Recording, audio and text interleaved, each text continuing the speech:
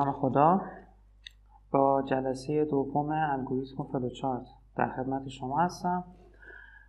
مفاهیمی که در این جلسه تحت عنوان ساختار شرط خدمت شما ارائه میشه مثل جلسه قبل ساده استش، با این تفاوت که قراره در مثال هایی که این جلسه حل میکنیم یواش یواش وارد این موضوع بشیم که چطور به یک مسئله فکر کنیم و یا اینکه چطور یک مسئله رو حل کنیم و فلوچارتش رو رسم بکنیم.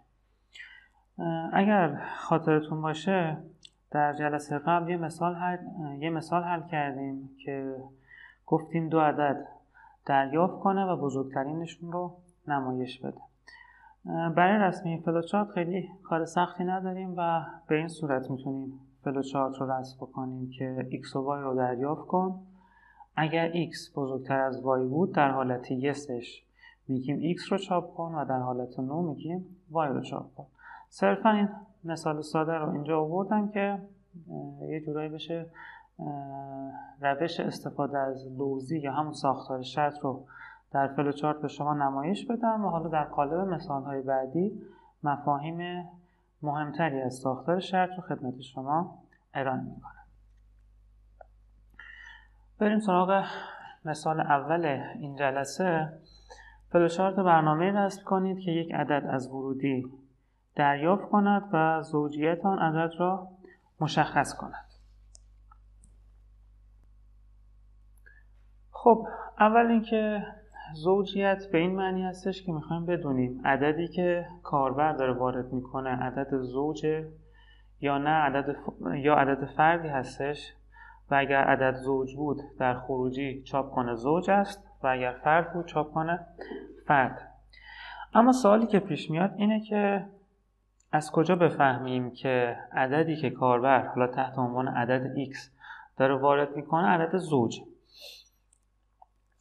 جوابهایی که برای این سوال ممکنه به ذهنتون برسه میتونه اینا باشه: x مساوی 2k، x بر 2 بخش‌پذیر باشد و یا x باقی مانده x بر 2 برابر 0 باشه.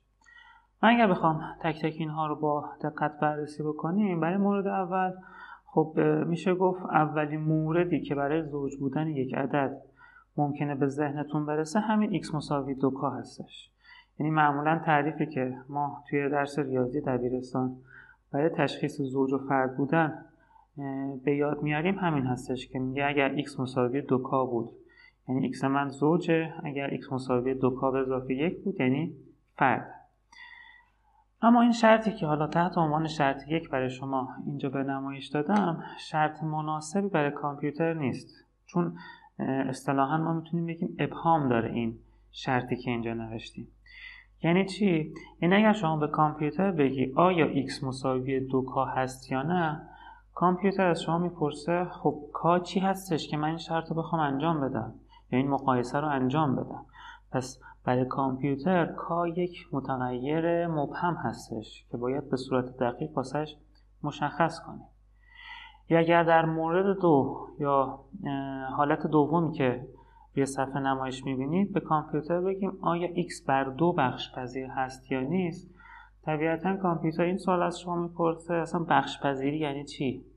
اگر خاطرتون باشه ما جلسه اول گفتیم ما برای جمع دو تا عدد هم باید برای کامپیوتر فلوچارت بنویسیم، یعنی باید بهش بگیم عدد اول را بگیر، عدد دوم را بگیر و این دوتا رو با هم دیگه جمعش کن. طبیعتا معنی بخش پذیری هم برای کامپیوتر مبهمه و ابهام داره و نمیدونه x بر 2 بخش پذیر است یعنی چی. ولی برای مورد 3 داریم دقیق بهش میگیم که چی کار کن. میگیم باقی مانده x بر 2 رو پیدا کن، ببین آیا برابر 0 هست یا نه. اگر برابر 0 بود به این معنیه که x زوجه و اگر نبود یعنی x فرد. شاید حالا بپرسید خب چرا کامپیوتر برای مورد 3 مثلا نمیگه باقی مانده یعنی چی؟ و در جواب باید بهتون بگم که عملگر باقی مانده برای کامپیوتر تعریف شده هستش. دقیقا مثل عمل جمع و ضرب و تقسیم و حتی منها، ما یه عملگر داریم به اسم باقی مانده که میتونه باقی مانده x بر y رو محاسبه بکنه. پس این مثال ساده‌ای که الان من اینجا واسهتون نمایش دادم اومدم گفتم 3 تا جواب ما میتونیم براش داشته باشیم که مورد اول و دوم یعنی x مساوی 2k و x بر 2 بخش پذیر باشد شرط مناسبی برای کامپیوتر نیست چون ابهام داره، اما شرط سوم یک شرط دقیق و بدون ابهام برای کامپیوتره. پس کاری که من میخوام انجام بدم دیگه ساده شد، میگم یه x از ورودی دریافت کن، باقی مانده x بر 2 رو محاسبه کن، اگر این باقی مانده برابر 0 بود یعنی زوجه، پس زوجه است رو چاپ کن و اگر نبود فرد رو توی خروجی نمایش بده. فقط در نظر داشته باشید که عملگر باقی مانده رو حالا توی C++ با درصد نشون میدن که توی فلوچارت این عملگر رو میبینید.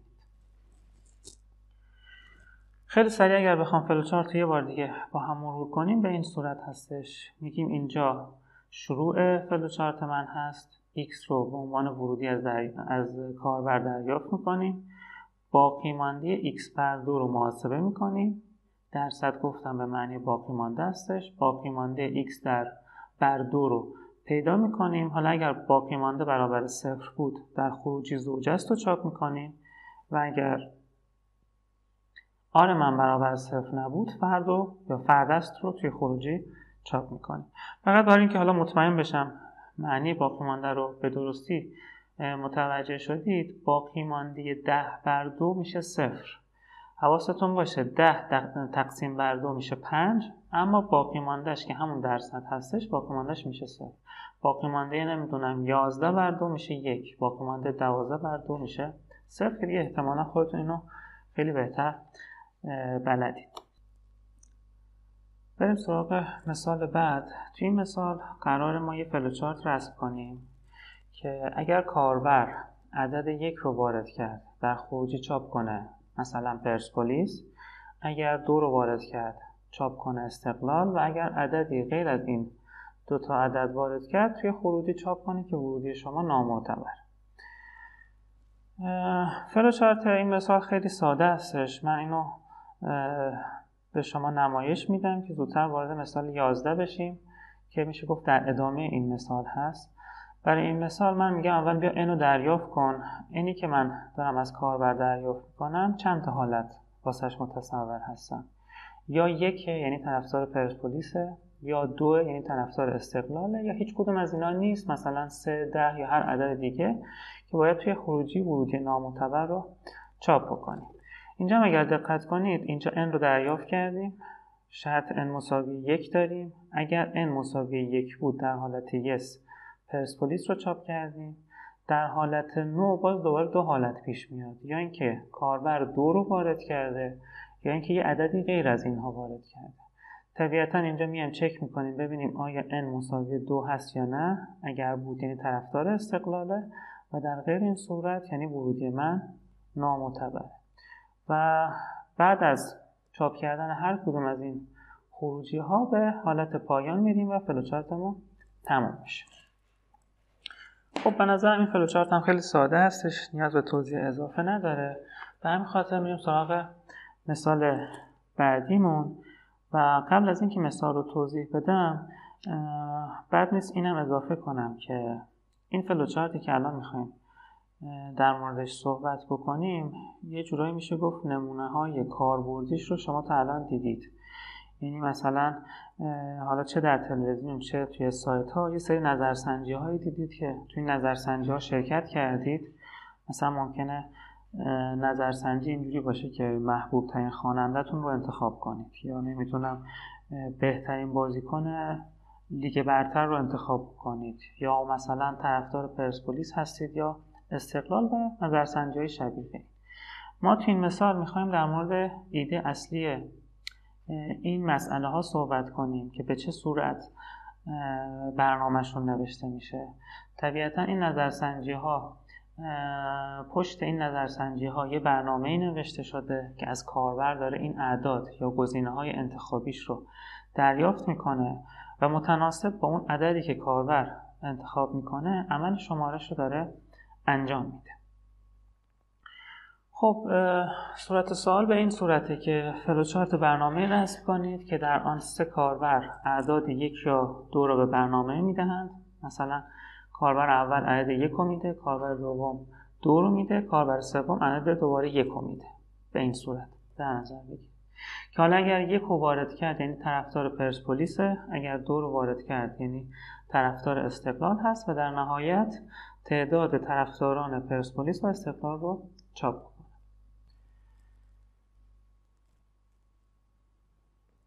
بعضیاتون ممکنه در نگاه اول به اون الگوریتمی که من مد نظرم هست رسیده باشید و ممکنه بعضیاتون هم نمیدونید چجوری باید الگوریتم این مسئله رو بنویسید. من الان میخوام به شما کمک کنم که این مسئله رو با هم دیگه حل کنیم، یعنی ببینیم چجوری باید به این مسئله یا مسائل شبیه به این فکر کنیم تا بتونیم مسئله رو حل کنیم و فلوچارتشون رو بتونیم رسم کنیم. من اگر از شما بپرسم که الان چند تا مانیتور روی صفحه میبینید، احتمالاً همتون خیلی راحت و سریع جواب میدید که 3 تا مانیتور. اما اگر بخوام این سوالم رو تکرار کنم و بگم الان چند تا مانیتور روی صفحه نمایش میبینید، مجبورید که یکی یکی این صفحه مانیتورها رو بشمارید و به من بگید که مثلا چند تا مانیتور رو صفحه میبینید. هدفم از طرح این سوال چی بود؟ وقتی شما میخواید یک مسئله رو حل کنید، وقتی میخواید الگوریتم یک مسئله رو بنویسید، بهتر اول ببینید مغزتون برای حل یک نمونه کوچیک از این مسئله چجوری کار میکنه و بعدش سعی کنید از مغزتون الگو برداری کنید، از روشی که مغزتون استفاده کرده الگو برداری کنید و الگوریتمش رو بنویسید. مثلا شما برای اینکه این سوال من رو جواب بدید که چند تا مانیتور روی صفحه میبینید، اومدید یکی یکی شمردید، یعنی گفتید 1 2 3 4 5 و الی آخر و به این صورت تونستید تعداد دقیق مانیتورها رو به من بگید. یه جورایی شما در ذهنتون یه چیزی به اسم کانتر یا شمارنده داشتید که این کانتر با دیدن مانیتور جدید آپدیت میشد. بنابراین ایده حل این مسئله رو متوجه شدید، یعنی اینکه فهمیدید که یه چیزی، یه متغیری به اسم کانتر شما نیاز دارید که هر وقت یک مانیتور جدید میبینید این کانتر رو آپدیت میکنید و یه دونه بهش اضافه میکنید. مثلا وقتی کانتر شما 1 هست و مانیتور اول رو اصطلاحاً شمارش کردید، مانیتور دوم رو که میبینید در واقع دارید به کانتر قبلیتون یه دونه اضافه میکنید که این میشه 2. وقتی اینو میبینید کانترتون 2 بوده، یه دونه بهش اضافه میکنید میشه 3. پس میشه گفت ایده روش حل مثال طرفداران پرسپولیس و استقلال هم همون کانتر و شمارنده هستش که من اینجا اومدم استفاده کردم. بریم توی فلوچارت و توی فلوچارت توضیح بدیم چه اتفاقی داره میفته. برای این مثال اگر دقت کنید متوجه میشید که شما به 2 تا کانتر نیاز دارید. یک شمارنده که بیاد تعداد طرفداران استقلال رو بشماره و یک شمارنده که بیاد تعداد طرفداران پرسپولیس رو بشماره که من اومدم اینجا به اسم کانتر ای و کانتر پی استفاده کردم. کانتر پی میشه تعداد طرفداران پرسپولیس و کانتر ای میشه تعداد طرفداران استقلال. حالا بیایم فلوچارت رو با هم خط به خط بریم جلو. N1 N2 و N3 رو بگیر. این میشه همون اعدادی که کاربران دارن وارد میکنن، یعنی این کاربر 1 N1 رو وارد میکنه، کاربر 2 و کاربر 3. اگر N1 من برابر 1 باشه به این معنی هستش که کاربر اول من 1 رو وارد کرده و طرفدار پرسپولیسه. پس اگر N1 برابر با 1 بود، کاری که میکنم اینه، میام به کانتر P یه دونه اضافه میکنم. اگر N1 من 1 نبود، در حالت نوعش چه اتفاقی باید بیفته؟ باید یه دونه به کانتر ای اضافه بشه. اینجا یه نکته هم بگم، اگر دقت کرده باشید توی مثال قبل ما 3 تا حالت داشتیم.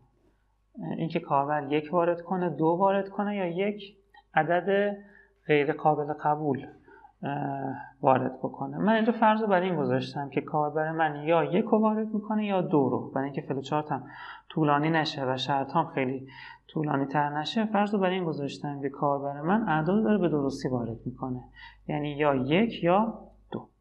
پس کاربر 1 اگر 1 رو وارد کرده باشه به کانتر P اضافه میشه، اگر 2 رو وارد کرده باشه به کانتر E اضافه میشه. در هر صورت چه 1 وارد کرده باشه چه 2، اینجا اگر دقت کنید ما دستوری داریم که ما رو میبره به شرط دوم، یعنی اینکه شرط دوم حالا باید چک کنم ببینم کاربر 2 1 رو وارد کرده یا 2 رو وارد کرده.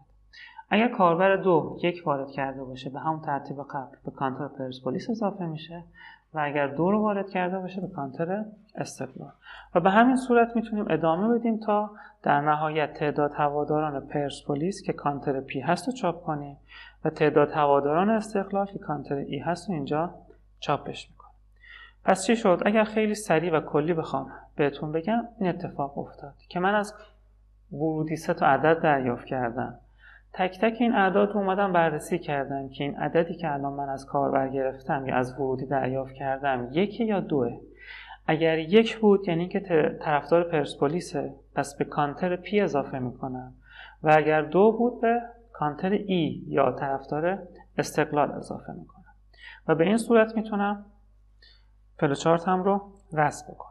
اما یه نکته مهمی که اینجا از قلم افتاده که اگر من این فلوچارت بخوام به کامپیوتر بدم از من خطا میگیره این هستش که شما فرض بکنید عدد 1 یا کاربر 1 عدد 1 رو وارد بکنه. بیایم ببینیم چه اتفاقی میفته. آیا n1 شما برابر 1؟ بله، عددی که کاربر وارد کرده 1. پس میگه بیا به کانتر پی یه دونه اضافه کن، یعنی کانتر پی به اضافه 1 رو بریز توی کانتر پی. سوالی که الان کامپیوتر از شما میپرسه اینه که کانتر پی مقدارش چنده که من بخوام یه دونه بهش اضافه کنم. من اینجا دارم میگم یه دونه به کانتر پی اضافه کن، ولی کانتر پی من هیچ مقدار اولیه‌ای نداره. درسته که من انتظار دارم کانتر پی اول کار مقدارش 0 باشه، اما هیچ مقدار دهی اولیه برای کانتر پی انجام ندادم. پس اگر به این فرمتی که الان توی صفحه مانیتور میبینید اگر من بخوام فلوچارتم رو رسم بکنم این فلوچارت اشتباهه. درستش چی میشه؟ درستش اینه که شما قبل از این که وارد ساختار تکرار بشید کانتر پی و کانتر ایتون رو با مقدار 0 مقدار دهی اولیه بکنید.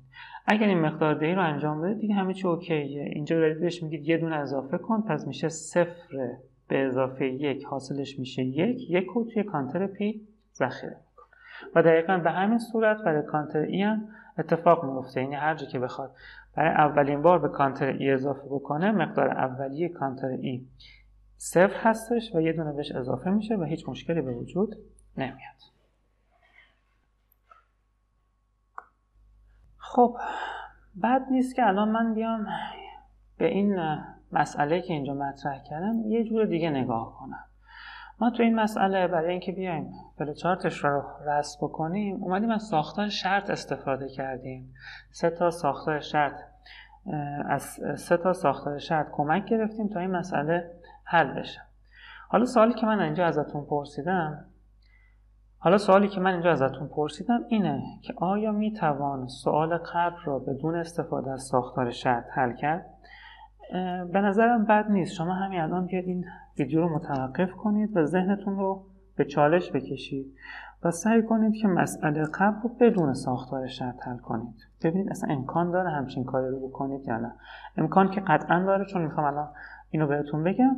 پس یه چند دقیقه فکر کنید و بعد از اینکه حالا یا به جواب رسیدید یا نتونستید مسئله رو حل کنید ادامه این ویدیو رو ببینید.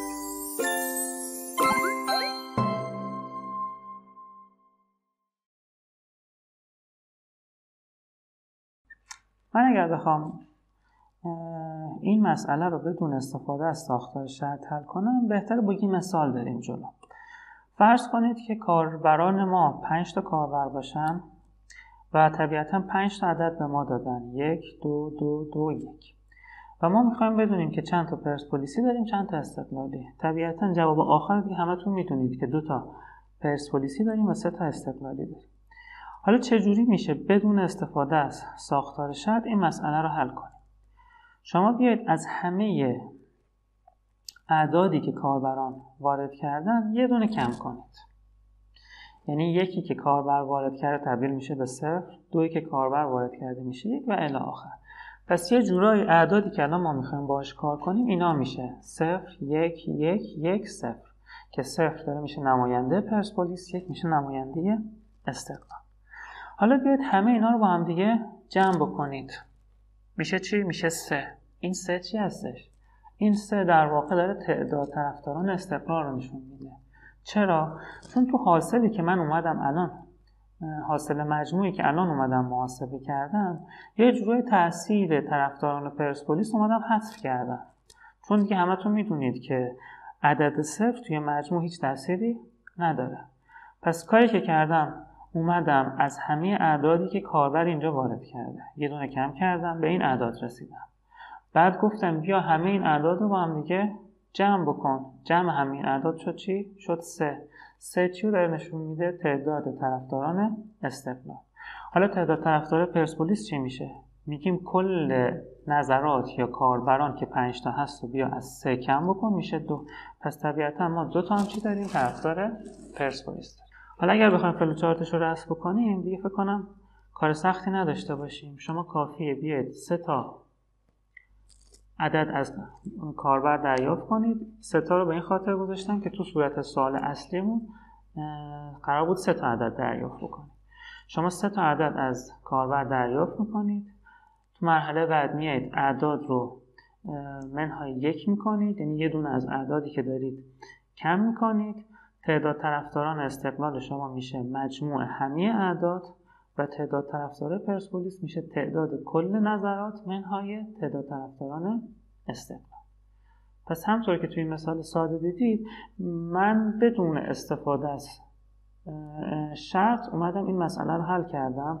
البته تصحیح میکنم این روشی که الان اومدم به کار بردم روش ساده‌ای نبود، نه اینکه ممکن نیست شما به ذهنتون برسه، ولی میشه گفتش که یه ایده خیلی قشنگ پشتش بود که تونستیم با استفاده از این ایده این مسئله رو بدون استفاده از ساختار شرط حلش بکنیم.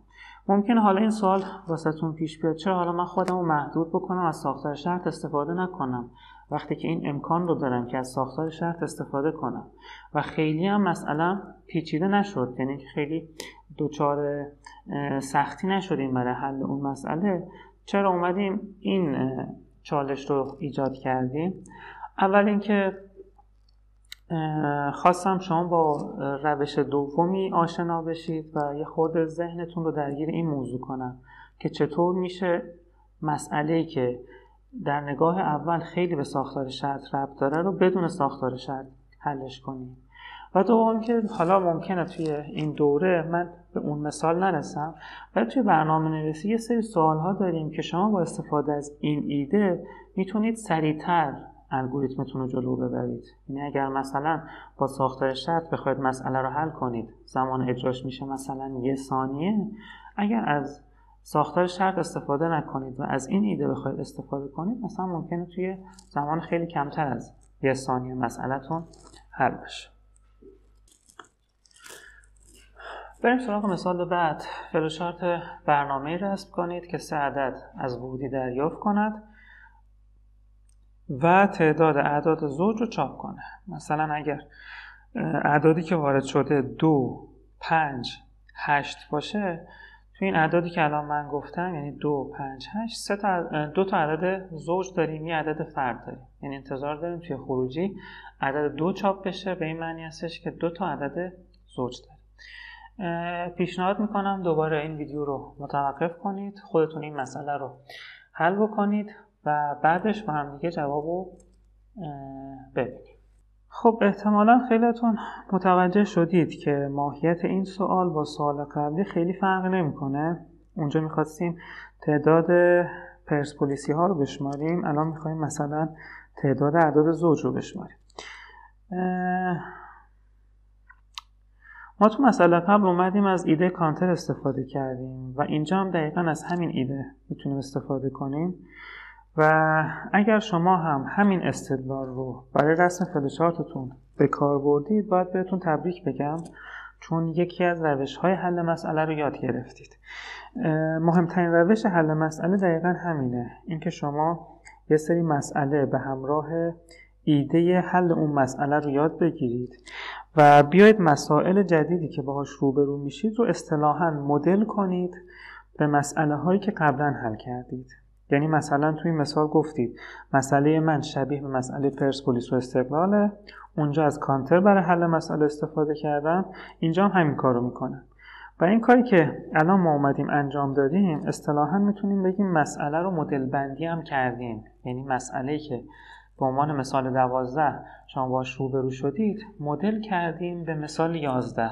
مثال 11 رو روشش بلد بودیم، از ایده روش مثال 11 استفاده میکنیم برای مثال 12.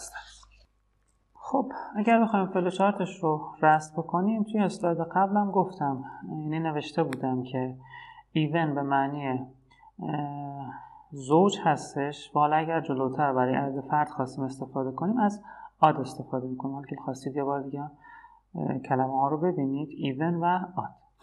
خب ما میخواستیم تعداد اعداد زوج رو بشماریم، نیاز به کانتر داریم. میتونیم از هم کلمه کانتر استفاده کنیم، یا اینکه حالا من اومدم از کلمه ایون استفاده کنم که هیچ فرقی هم نمیکنه. فقط بدونید که الان قراره توی این متغیر اون تعداد رو ذخیره کنیم، همون مفهوم کانتر رو قراره اینجا ما داشته باشیم. اینجا میگه بیا اعداد n1 n2 و n3 رو از ورودی دریافت کن، ایون رو برابر 0 قرار بده، بیا عدد اول رو چک کن ببین آیا زوج هست یا نه.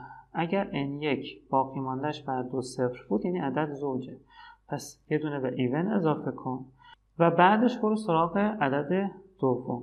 برای عدد دوم دقیقا همین کار انجام میدیم، باقی مانده عدد دوم یا n2 رو بر 2 پیدا میکنیم، اگر برابر 0 بود یه دونه به ایون اضافه میکنیم، میریم سراغ عدد سوم و به همین صورت میریم جلو. مثلا برای اینکه حالا بهتر بتونیم این مسئله رو بررسی کنیم و مطمئن بشیم که دیگه متوجه شدید، فرض بکنیم اعدادی که وارد شده 1 2 3 باشه. این کاربر اومده عدد اول رو 1 وارد کرده، عدد دوم رو 2 وارد کرده و عدد آخر رو 3 وارد کرده. اینجا میگه آیا باقی مانده 1 بر 2 صفره؟ خب باقی مانده 1 بر 2 صفر نیست، پس توی حالت نو میریم سراغ عدد بعدی. آیا باقی مانده 2 بر 2 صفره؟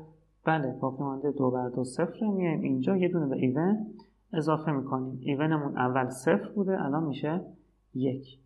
میام اینجا باقی مانده 3 بر 2 صفره؟ نه، پس میام اینجا و در نهایت عدد 1 رو چاپ میکنم، پس من یه دونه عدد زوج توی ورودیام داشتم.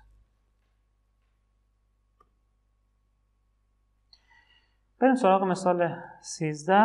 فلوچارت برنامه رسم کنید که 3 عدد دریافت کند و بزرگترین عدد بین 3 عدد را چاپ کند.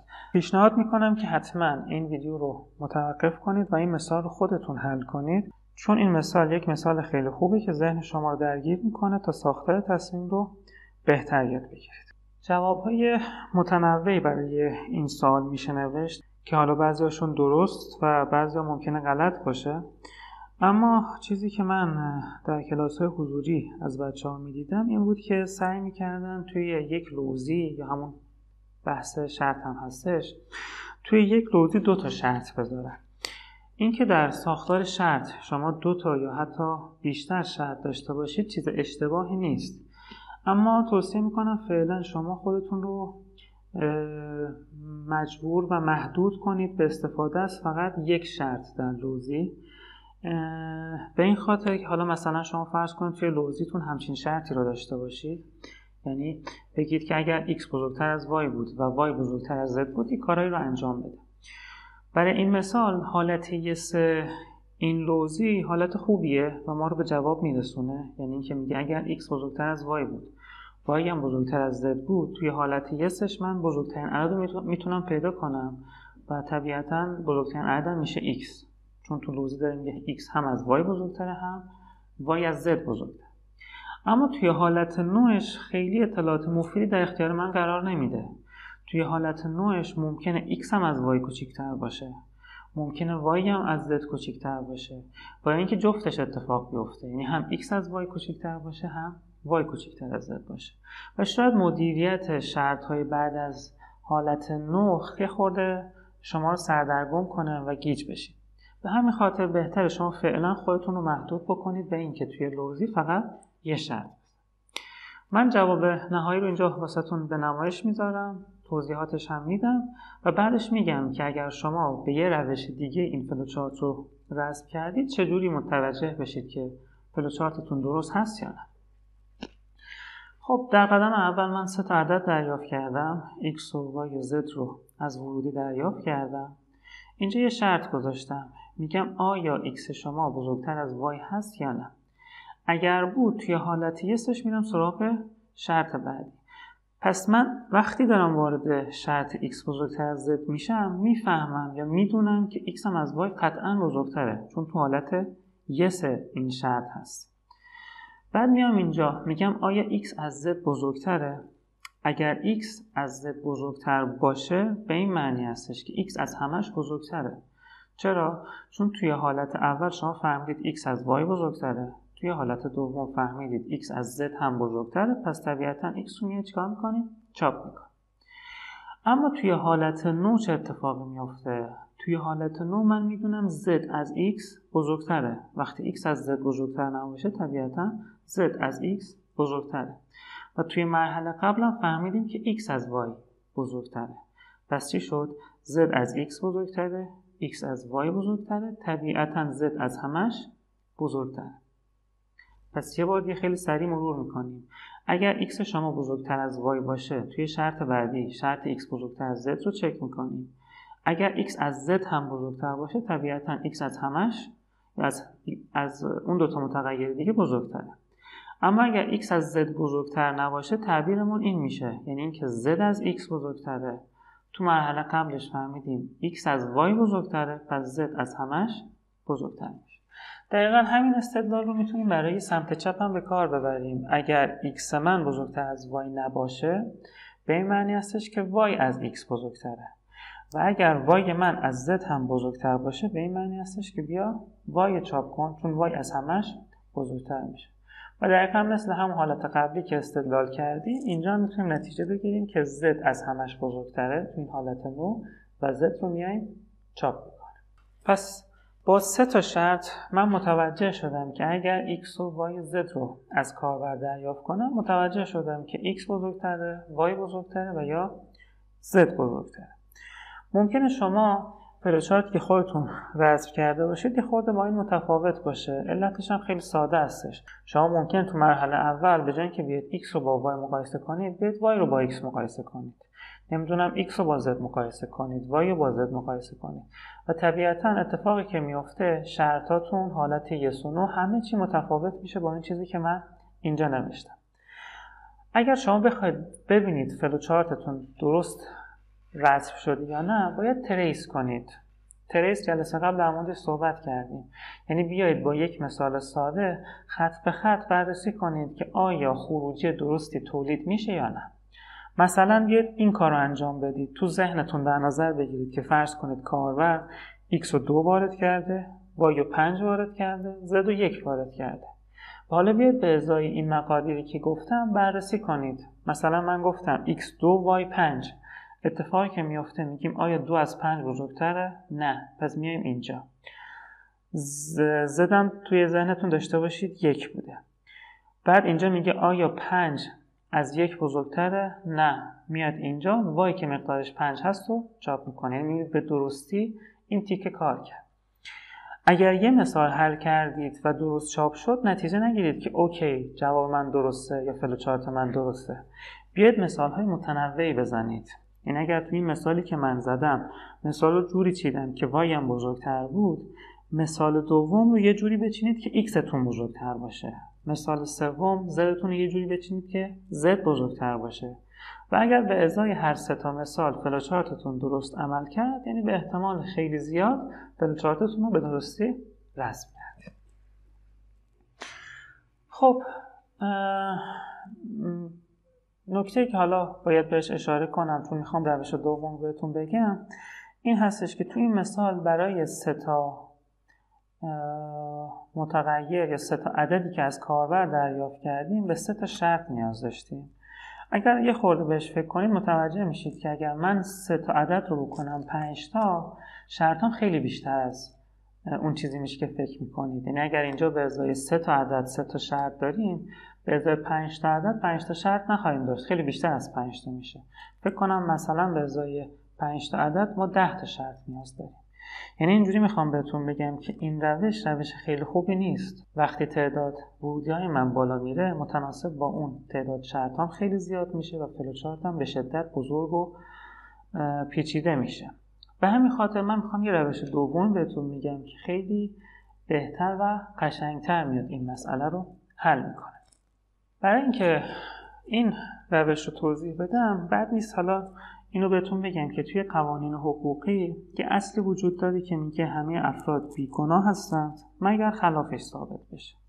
دقیقا ما میخوایم از همین ایده استفاده کنیم، یه قانون توی میشه گفت بحث الگوریتم اینجا ایجاد بکنیم، به این معنی که فرض میکنیم یک حکم درست است مگر نقیضش ثابت بشه و از این قانون میخوایم استفاده کنیم و ایده الگوریتم یا روش دوم رو برای شما توضیح بدم.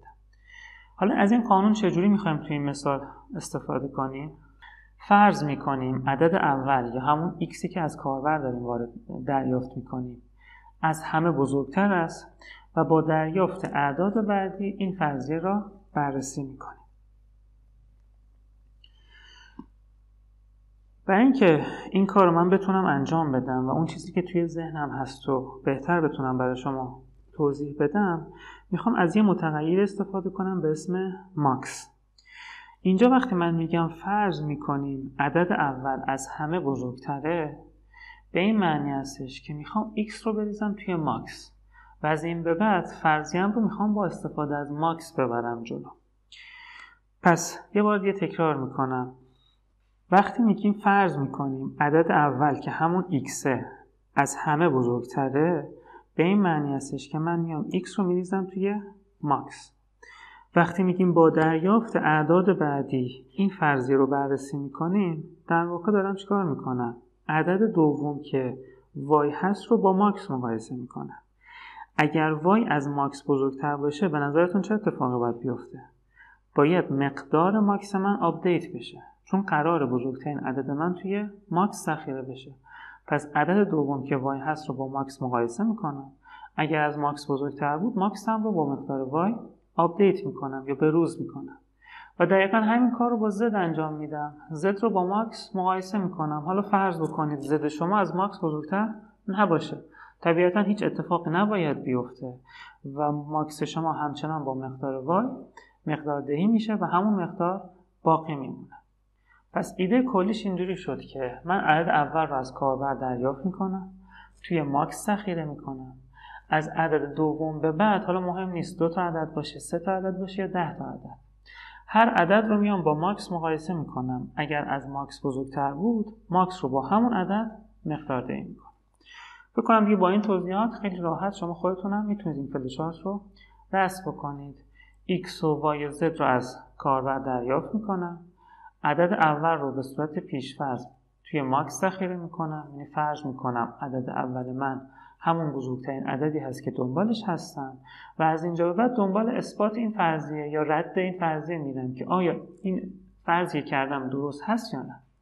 تو گام دوم چیکار میکنم؟ y رو با ماکس مقایسه میکنم. اگر y از ماکس بزرگتر بود ماکس هم رو با y آپدیت میکنم، یعنی y رو میریزم توی ماکس. دوباره همین کار رو با z انجام میدیم. اگر z بزرگتر از ماکس بود چه اتفاقی باید بیفته؟ ماکس رو باید با z مقدار دهی کنیم و در نهایت ماکس رو با عنوان بزرگترین عدد در خروجی نمایش بدیم. اینجا اگر دقت کنید به ازای 3 تا عدد ما 2 تا شرط داشتیم. چرا 3 تا شرط نبود؟ به خاطر اینکه عدد اول رو مستقیم گذاشتیم تو ماکس و اعداد دوم و سوم رو رفتیم مقایسه کردیم. و دیگه احتمالاً قابل تصور هست واسهتون که اگر این 3 تا بشه 10 تا شرط‌های ما به صورت تصاعدی اضافه نمیشه. شرط ما دقیقاً متناسب با تعداد اعداد زیاد میشه. اگر شما 10 تا عدد داشته باشید شرطتون میشه 9 تا، یه دونه کمتر از 10. اگر 100 تا داشته باشه میشه 99 تا و الی آخر.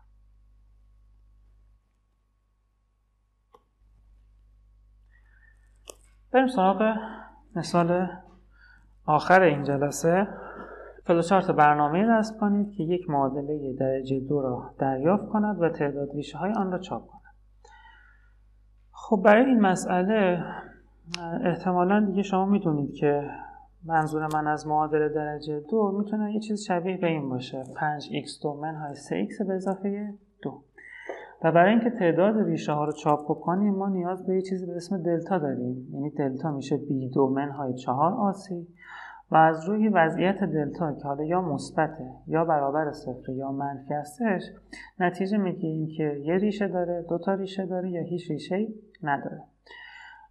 این چیزی که الان گفتم فلوچارتش خیلی میشه گفت سرراست و راحته. یعنی میشه گفت مثل قبلی هست. حالا از کلمه راحت استفاده نکنم، مثل قبلی ها هستش و میشه با همون درجه سختی که مثالهای قبلی رو حل کردیم این مسئله رو حل بکنیم. اما اینجا یه مشکلی به وجود میاد و اون مشکل هم این هستش که شما در اصل با خود معادله کاری ندارید، با ضرایبش کار دارید. یعنی 5 منفی 3 و 2. شما به عنوان حال یک انسان وقتی یک معادله درجه 2 رو دارید می‌بینید به صورت چشمی و خیلی راحت متوجه میشید که ضرایبش 5 منفی 3 و 2 هستش. ولی اگر من به کامپیوتر 5x2 منهای 3x به اضافه 2 رو بدم نمیفهمه که ضرایبش 5 منفی 3 و 2 هست و شما باید یه الگوریتم خیلی پیچیده و سخت واسش بنویسید که بتونه این ضرایب رو واسه شما بیرون بکشه. چون اعداد شما میتونه مثبت و منفی باشه، میتونه 2 رقمی باشه، 100 رقمی باشه. پس به این راحتی ها نمیتونید این ضرایب رو از معادله بیرون بکشید. به همین خاطر ما خودمون رو درگیر این قسمت نمیخوایم بکنیم و مسئله رو یه جور دیگه بهش نگاه میکنیم که ساده تر باشه و اونم اینه که به جای اینکه بگیم بیا معادله درجه 2 دریافت کن میگیم بیا ضرایب یک معادله درجه 2 دریافت کن. پس چیزی که من قراره از کاربر دریافت کنم یا بهتره بگم انتظار دارم کاربر برای من این ورودی رو مشخص بکنه ضرایبه. یعنی A, B, C 5 منفی 3 و 2. با این توضیحی که الان گفتم پس شما الان فهمیدید که ورودی های ما ضرایب هستن، یعنی A, B, C هستن. با استفاده از A, B, C دلتا رو پیدا میکنیم. دلتای شما چند حالت داره؟ بر اساس شرط هایی که الان واسش تعریف میکنیم در خروجی یکی از این خروجی ها باید نمایش داده بشه. 2 ریشه دارد، 1 ریشه دارد یا هیچ ریشه‌ای ندارد. بریم سراغ فلوچارت. برای اینکه این فلوچارت رو رسم بکنیم همونطور که توضیح دادم اول شما باید A, B, C رو دریافت کنید به عنوان ضرایب معادله درجه 2. بعدش باید دلتا رو تشکیل بدید. دلتا میشه B2 منهای 4ac که اگر بخوام یه خورده دقیق‌تر هم به شما بگم این طریقه نوشتنی که من اینجا نوشتم اشتباهه. شما توی کد نویسی نمیتونید به این صورت بنویسید B2 منهای 4ac چون حالت توان واسه مثلا C++ تعریف نشده. باید بنویسید B ضرب در B. اگر بنویسید 4ac واسه کامپیوتر ابهام داره باید بنویسید 4 ضرب در A ضرب در C. ولی حالا من خیلی دقیق نشدم که دیگه ذهن شما درگیر این مسائل نشه. پس دلتا رو به این صورت پیدا میکنیم و الان باید یه شرط بذاریم و از روی اون شرط بفهمیم دلتای ما مثبت، منفی یا صفر. اگر دقت کنید شرطی که ما برای مسئله میذاریم 2 حالت داره، یا حالت yes داره یا no. یعنی یا شرط من درسته یا غلطه. و دلتایی که من الان دارم 3 حالت هستش، یا مثبته یا صفر یا منفی هستش. پس اینجا اصطلاحا من باید از شرط‌های تو در تو استفاده کنم که بتونم همه حالت‌ها رو ببینم و شرط‌های تو در تو من به این صورت میشه که مشابهش رو قبلا داشتیم ولی حالا تحت عنوان شرط تو در تو براتون توضیح ندادم. دلتای شما اگر مثبت باشه حالت یستش ما رو میبره به قسمتی که میگه معادله شما 2 جواب داره. اگر دلتا مثبت باشه خیلی راحت متوجه میشید که معادلتون 2 جواب داره. اما اگر دلتای شما مثبت نباشه توی حالت نو 2 حالت ممکنه پیش بیاد، یا دلتا منفی یا دلتا برابر 0. پس من نیاز دارم یه شرط دیگه اینجا بذارم بگم آیا دلتای شما برابر 0؟ اگر دلتا برابر 0 بود توی حالت yes میشه معادله 1 جواب داره و توی حالت نو دیگه میفهمم که قطعا دلتای من منفیه. یعنی وقتی من اینجا هستم میدونم دلتا مثبت نیست، دلتا برابر 0 نیست و توی این حالت میفهمم که دلتا قطعا منفی هستش و معادله من هیچ جوابی نداره. اینو از این بابت گفتم که دیگه بگم نیازی نیست که اینجا دوباره یه شرط دیگه بذارید که بگید آیا دلتا کوچیک‌تر از 0 هست یا نیست. با توجه به شرطایی که من اینجا چیدم توی حالت نو متوجه میشم که قطعاً دلتای من منفی هستش. خب تو این سوال از من تعداد ریشه ها خواسته بود، اما اگر مثلا میخواست خود جواب هم تولید بکنیم دیگه خیلی کار سختی نداشتیم. اینجا کافی بود بیام منفی بی مثبت و منفی رادیکال دلتا تقسیم بر 2a رو پیدا بکنم و جوابش رو تولید کنم. اینجا هم که دیگه جوابم یه دونه هستش، میشه منفی بی تقسیم بر 2a. یعنی میخوام بگم اگر فلوچارت شما یا صورت سوال شما این بود،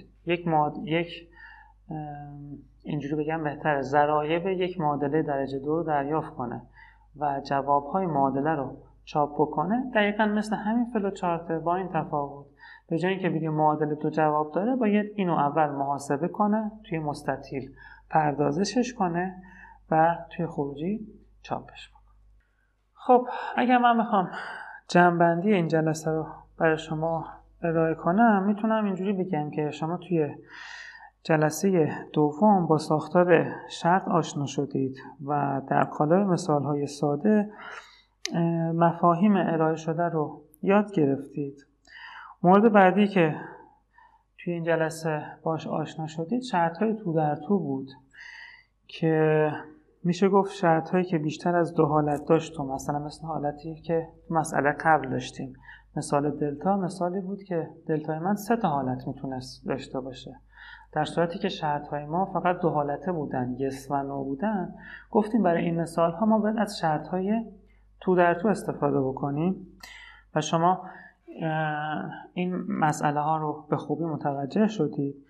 و نکته مهمی که یه اشاره مختصر و کوچیکی بهش کردیم و قطعا در جلسات بعدی مفصل‌تر صحبت خواهیم کرد، بحث مدل بندی مسئله بود. اینکه شما هر مسئله‌ای که یاد میگیرید در واقع ایده های جدیدی هستش که دارید باهاش آشنا میشید. مثلا شما تو این جلسه با ایده کانتر آشنا شدید، با ایده ماکس آشنا شدید و قراره هر چی جلوتر میریم مسائل جدیدی که شما میبینید در قالب این ایده هایی که قبلا یاد گرفتید مسئله هاتون مدل بندی کنید.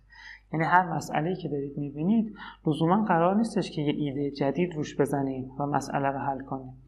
خیلی وقتا از ایده های قبلی استفاده میکنید که به این کار اصطلاحاً میگن مدل بندی. یعنی این مسئله رو مدل میکنید و مسئله هایی که قبلا بلد بودیم حلش کنیم و از ایده‌ای که در مسئله های قبلی استفاده کردیم برای مسئله جدیدمون استفاده میکنیم و مسئله رو حلش میکنیم.